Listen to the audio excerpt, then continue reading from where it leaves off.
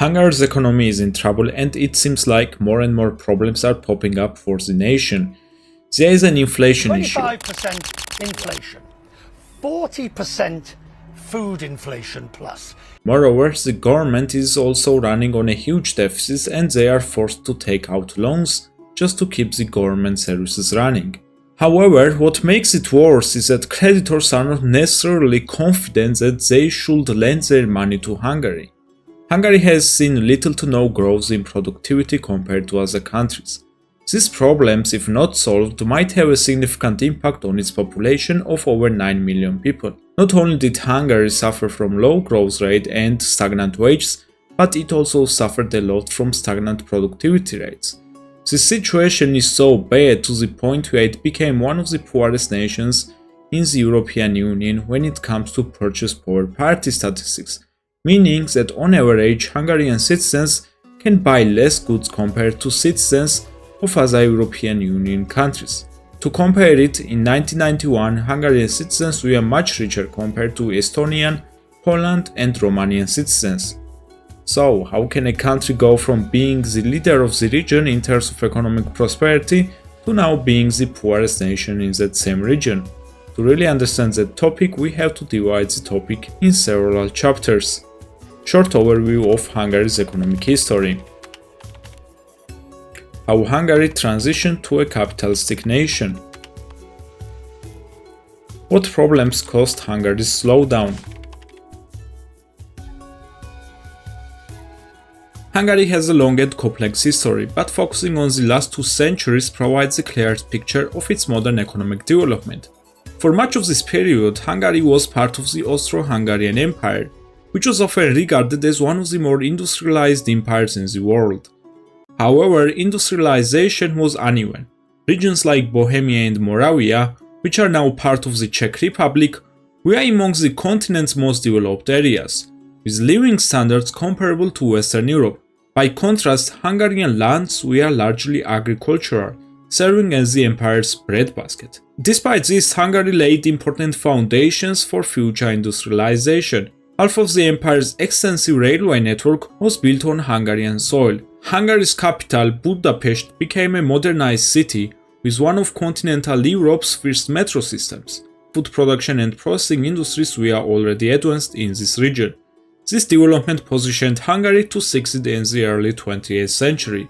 That potential was disrupted after World War I. The Austro-Hungarian Empire collapsed and the Treaty of Trianon, which happened in 1920, forced Hungary to cede 70% of its territory, and they also lost 60% of its population. The economic impact was huge.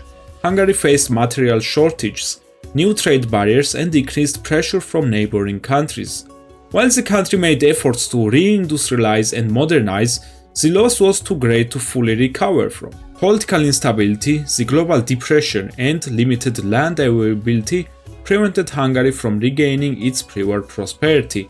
After World War II, Hungary fell within the Soviet sphere and adopted a centrally planned economic model. Under this system, the government dictated virtually all production decisions, including which industries to prioritize and which ones to ignore.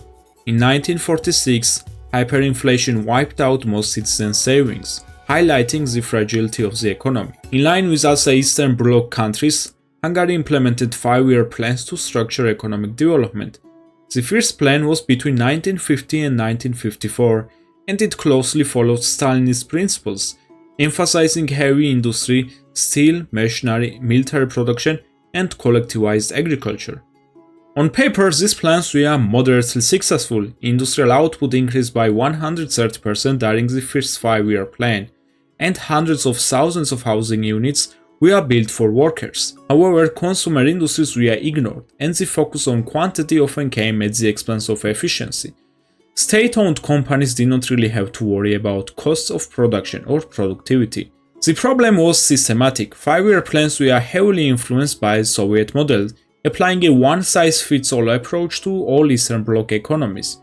While industrial targets were ambitious, they often ignored local conditions and alternative uses for investment. A lot of resources were focused on heavy industries, even if the country might have benefited more from the light industry sector, automotive production or other sectors better suited to Hungary's strength. State-owned firms operated without competition. If a product failed to meet consumer needs, there was no market penalty. Factories could not go bankrupt and we are simply expected to meet production quotas. This removed incentives for innovation or productivity improvements, leaving Hungary uncompetitive in global markets despite strong reported output. Hungary, however, was not without economic strength. In 1968, the government introduced the new economic mechanism, which allowed firms greater autonomy. Companies could set their own production targets, adjust prices based on supply and demand, and we are rated with profitability. These reforms improved efficiency, increased product variety, and strengthened Hungary's competitive export sectors. Export markets, however, remained largely within the Eastern Bloc, with the Soviet Union alone accounting for over a quarter of Hungary's export in certain industries. Despite these successes, by the 1980s, Hungary faced stagnation. Factories were aging, technology lagged behind Western standards, and productivity growth had slowed down. In 1989, Hungary peacefully ended communist rule, and the first fully free government was elected in 1990, setting the stage for market reforms and integration with Western economies. But the question is, how did Hungary go from having a failed economy to then becoming the richest nation compared to its neighbors? That question brings us to chapter 2.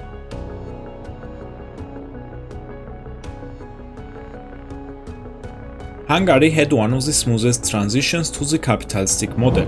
Compared to Poland or Russia, which extensively used shock therapy, Hungary's transition was not as violent or quick. For one, political transition was formally agreed upon and there was no violent overthrowing. Moreover, while Hungary did implement price liberalizations, it was a slow and steady process. Unfortunately, Hungary had to face high inflation. However, it was still nothing compared to the other countries that implemented overnight price liberalization. This worked great for the country, considering that the inflation was a lot lower compared to Russia, Poland and Romania. So to put things short, Hungary had a great head start. In 1990s it was significantly richer than Russia, Estonia, Poland and Romania. Not only did Hungary had less work to do, but it also had a great established connections through their firms. However, not everything was going as smooth as we would like to believe. The collapse of the Eastern Bloc put huge pressure on Hungarian firms. They now had to compete with Western companies, out of which a lot of them had streamlined production access and new technologies. Compared to that, Hungarian factories were mostly outdated and they could not compete with Western companies. Another huge problem was the aftermath of privatizations. Due to low competitiveness of those businesses, they had to be closed down. Unemployment shot up. Under socialism, Hungary had around 2% of unemployment rate. However, by 1993, that number was at 12%. Entire towns were depopulated and experienced economic collapse. Some towns that specialized in heavy industries like steel or chemicals had their industries collapse overnight. For example, Ozd, a city in North Hungary, had severe unemployment issues because state subsidies for heavy industries were mostly eliminated. Transformation also had a good side. For one, it forced Hungary to restructure its assets. The country got rid of industries that were not competitive and did not create meaningful profit, while at the same time prioritizing industries in which they excelled at. For example, they abandoned steel and coal industries. However, they managed to develop automotive sector. Major car makers including Audi, BMW, Suzuki and Mercedes-Benz opened their factories in Hungary. Moreover, Hungary was also an excellent choice for electronics production. Samsung and Bosch entered Hungary in early 1990s and they opened factories there in few years. In 2003, Hungary joined the European Union. In theory, Hungary was doing everything right. However, at the end it still got outpaced by economies that were less developed and less optimized. So how did Hungary went from being an industrial powerhouse to now being poorer than other Central European countries? Well, that question brings us to chapter 3.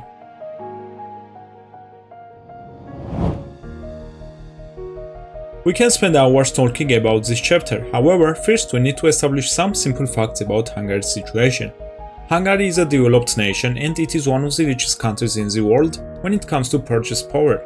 However, last few years was anything but good for Hungary. For one, COVID-19 pandemic wrecked the global economy. However, it seemed like the pandemic was much more damaging for Hungary's economy. Since 2020, Hungary had one of the highest inflation rates in the European Union.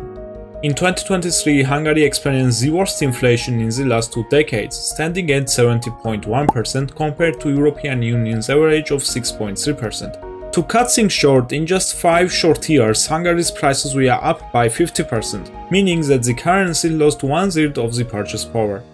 So, who is to blame here? Well, a lot of people will be quick to blame its current Prime Minister, Viktor Orban. However, blaming one person or a party is a gross oversimplification. For one, the popularity of Viktor Orban speaks for itself. Since he got into power, he introduced a lot of popular policies and thus managed to stay in power for more than a decade, which is quite impressive compared to European standards.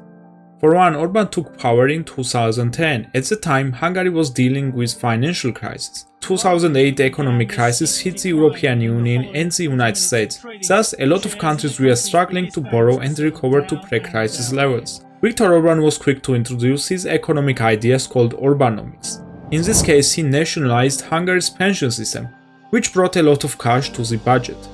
This helped Hungary a lot in terms of recovering from crisis. However, it also meant that the state was now liable for pension system, which was quite risky for future. If anything happened, government would have to offset the lost amount, which could threaten the fiscal side of the country. Moreover, Orban introduced different policies aimed at boosting birth rates of the nation. In 2010, Hungary's birth rates were at 1.25 children per woman, but by 2019 that number was at 1.49 children per woman. On the other hand, he set 15% flat income tax rate for the Hungarian citizens. On one hand, this was good as it meant that people would receive higher share of money and could now spend more. However, it also meant that country would now have to somehow fill the deficit with other means. To offset the deficit, Orban increased value-added tax on companies to 27% and also introduced higher taxes for some industries, while at the same time lowering corporate tax rates.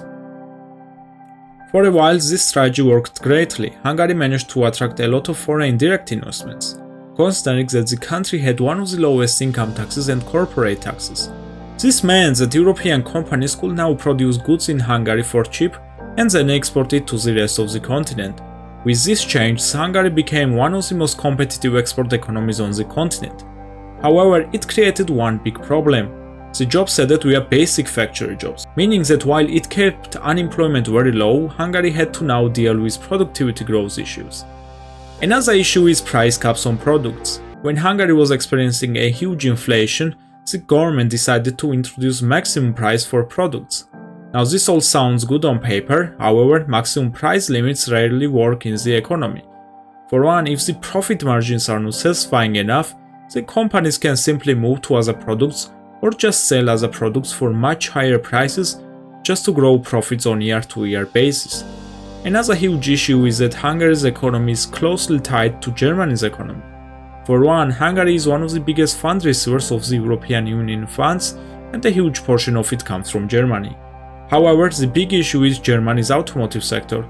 Volkswagen, BMW and Mercedes are all reporting huge drop in sales. A part of it comes from recent rise of Chinese automakers. The German brands are simply getting outcompeted in China. Moreover, a recent tariffs on the European Union countries introduced by Donald Trump is nailing the coffin. One of other issues is Russia-Ukraine war, which is responsible for raising energy prices in the European Union, meaning that it now costs a lot more to produce goods.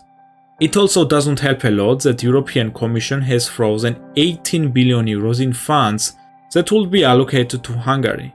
The Commission is fighting Hungary over multiple fronts, including lack of reforms and problems with illegal immigration. However, the world situation is not as doomy as people would think.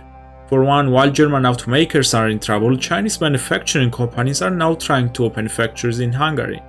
This could be a lifeline for Hungary's economy. Moreover, the European Union is looking forward to rearming itself. Thus, a lot of funds could now be captured by Hungary, considering that the country has a strong industrial output capacity. Hungary is set to receive 16 billion euros from European Union's new defense fund called SAFE. More and more European defense firms like Rheinmetall are moving to Hungary to create new centers, which could be great for the country. Hey, thank you for watching my video. If you have liked the video, please subscribe so you will not miss out on our future uploads.